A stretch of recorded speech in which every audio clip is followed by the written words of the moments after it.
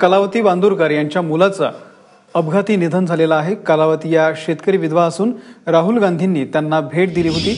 मुलाचे फोटो या ठिकाणी काही वर्षांपूर्वी राहुल गांधींच्या भेटीने कलावती या प्रकाश झोतामध्ये आल्या होत्या आणि त्यांच्या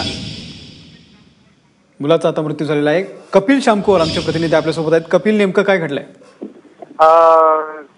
कलावतीचा मुलगा आहे बलराम बांदुरकर हा चंद्रपूरला गेला होता टीसी आणायला। परत येताना त्याच्या जळका या गावाजवळ अपघात झाला त्याच्या दुचाकीचा आणि त्याला जखमी झाला।